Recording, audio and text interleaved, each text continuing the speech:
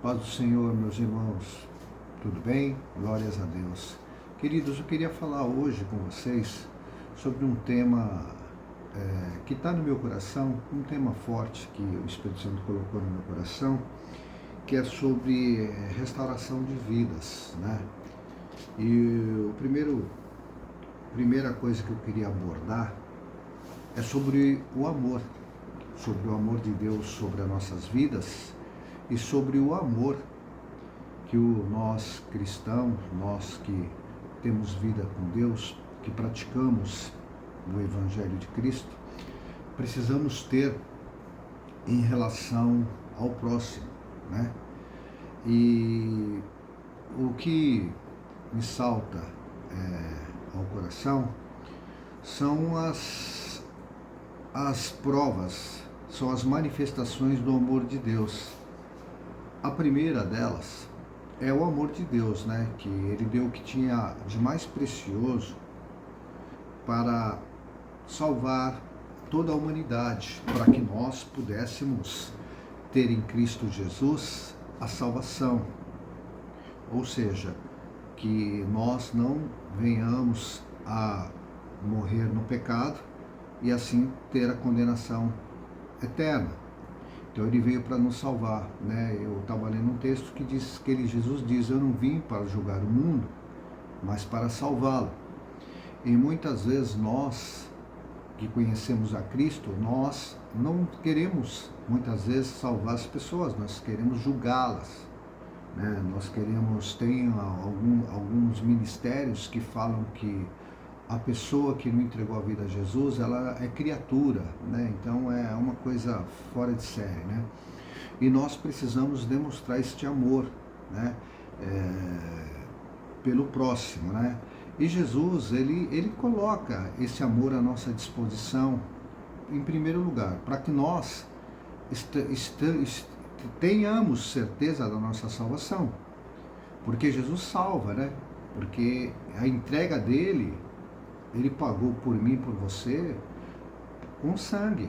É a moeda que precisava ser paga, porque Satanás, ele tinha direito sobre nós, e Jesus pagou a nossa dívida, que era a dívida do pecado, porque antigamente, quando os judeus pecavam, os israelitas pecavam, eles pegavam um animal, o pecado deles era transferido para este animal, e esse animal era sacrificado e eles eram purificados.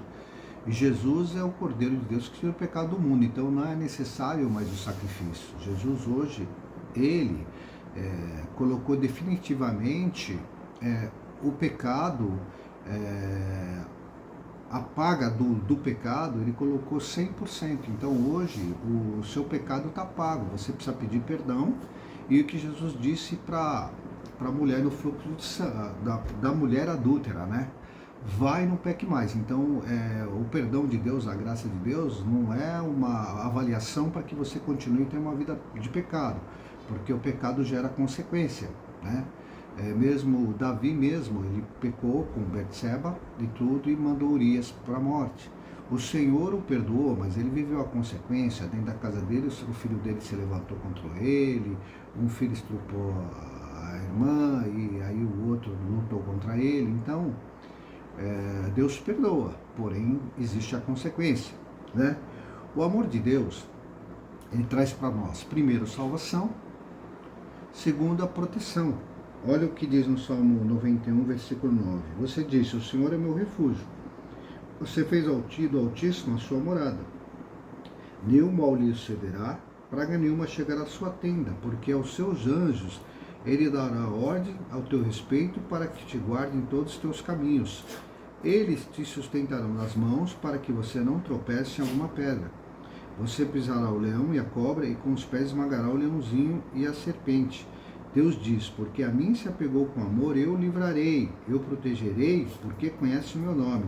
Ele me invocará, eu lhe responderei, na sua angústia estarei com ele, eu o livrarei e o glorificarei, vou saciá-lo com longevidade e lhe mostrarei a minha salvação. Então, esse salmo é de proteção. O Senhor diz que aos anjos dele dá ordem ao meu, ao seu respeito, para nos proteger.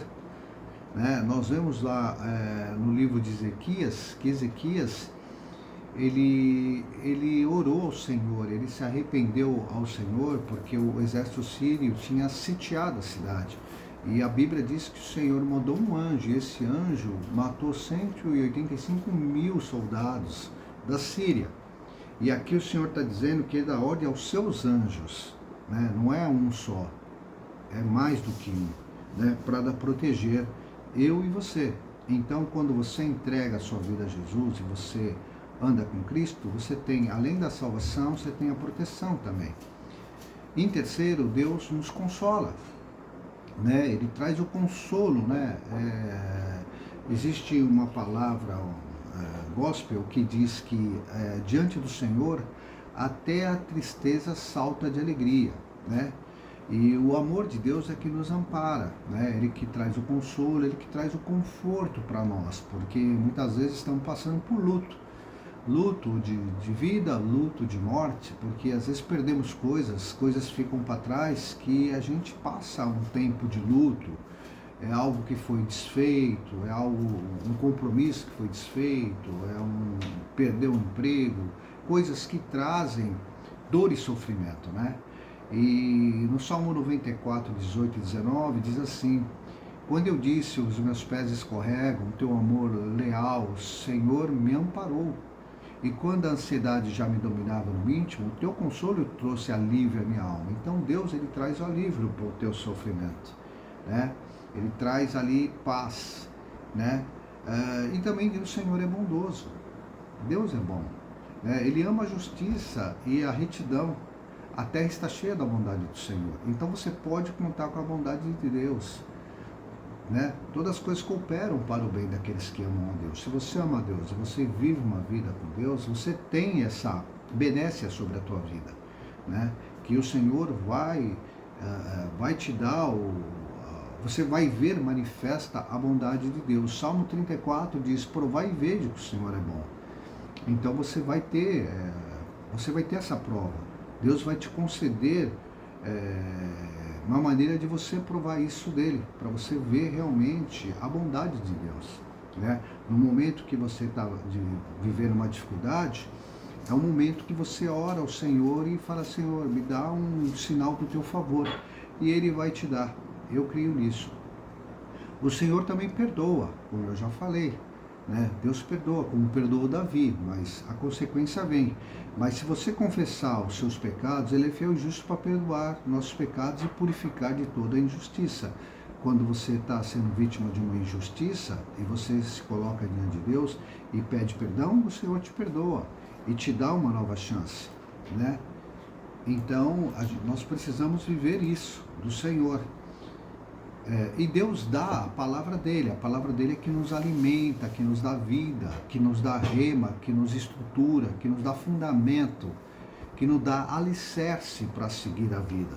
Para seguir a vida, cumprindo aquilo que é o propósito que ele nos deixou, que é que nós cumprimos o propósito, porque quando Deus nos traz a vida, ele traz com um propósito, né? O mesmo propósito que ele deu aos discípulos: ide pregar o evangelho a toda criatura, curai os enfermos, expulsai os demônios. Então nós precisamos estar atento a cumprir o nosso chamado, né? A cumprir, de multiplicar. Como pequeno Cristo, nós precisamos nos orientar, nós precisamos nos direcionar através da palavra e ministrar salvação para as outras pessoas, né? Jesus é a maior prova de amor que Deus nos deu, porque ele amou o mundo de tal maneira que entregou seu único filho, para que todo aquele que creia não pereça, mas tenha a vida eterna. Então o amor de Deus é provado em Jesus, né? Muitas vezes eu moro na região litorânea aqui, de São Paulo, e muitas vezes eu ando muito com o carro aqui e eu fico olhando o céu, e eu vejo a pequenez que nós somos, né?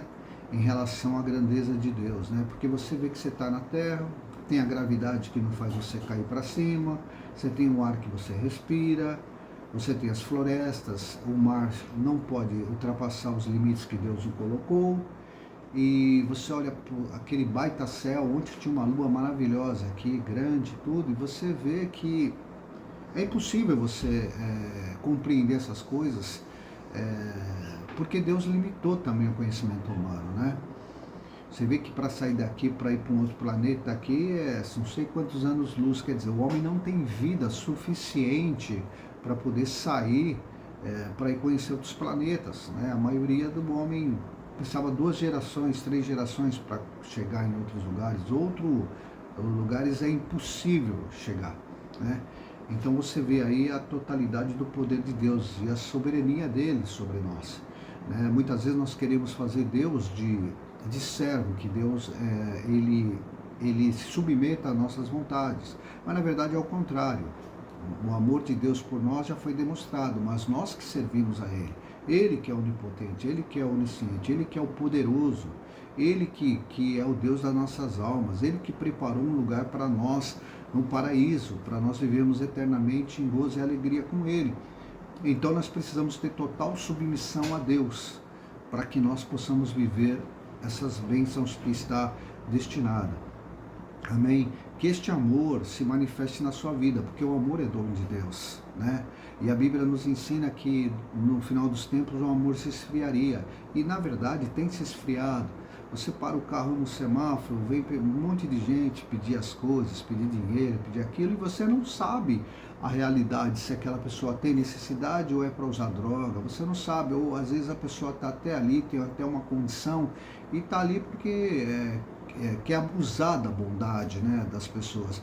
Então você, por causa dessa iniquidade, você fica meio, né, você não fica tão tocado, né? Então até para que a gente abençoe, nós precisamos ter direção de Deus, pedir discernimento para o Senhor, porque Satanás usa essas pessoas até para roubar aquilo que Deus tem te dado, que é a tua bênção, não é verdade? Amém, queridos? Então que o amor de Deus, o amor ao próximo se manifeste na tua vida. Feche teus olhos, vamos orar. Senhor, em nome de Jesus, perdoa nossos pecados, nossas falhas, Senhor. Que o poder desta palavra alcance as vidas que são necessárias, aquelas que precisam desta palavra. Traz esse alimento santo sobre a vida das pessoas que aqui estiverem ouvindo. Que nós recebemos, Senhor, uma porção deste amor, que o dom do amor se manifeste entre nós, Senhor, que nós consigamos olhar o próximo realmente como a nós mesmos, e podemos perdoá-los, e podemos andar e ministrar a salvação, para que as pessoas encontrem da mesma maneira que nós encontramos ao Senhor, que elas venham encontrar, que elas entendam que o Senhor é o caminho, a verdade e a vida, que não existe religião, mas existe um Deus que salva, que somente o Senhor tem poder intercessório, que somente o Senhor é dono Senhor, recebe a adoração, é digno de receber a adoração, Senhor, a honra, e todo, Senhor, e tudo aquilo que é devido ao Senhor, que nós não dividamos, Pai, o amor, a veneração, o amor, Senhor, a outros que não são o Senhor Deus. Pai de amor, em nome de Jesus, abençoa todas as vidas que estiverem ouvindo essa breve palavra nesta manhã, e que possa, Senhor, trazer um tempo transformador na vida dessas pessoas que aqui estão. Em nome de Jesus, amém, amém. Deus abençoe o teu dia, a tua semana, Deus é conosco. Amém. Fiquem na paz.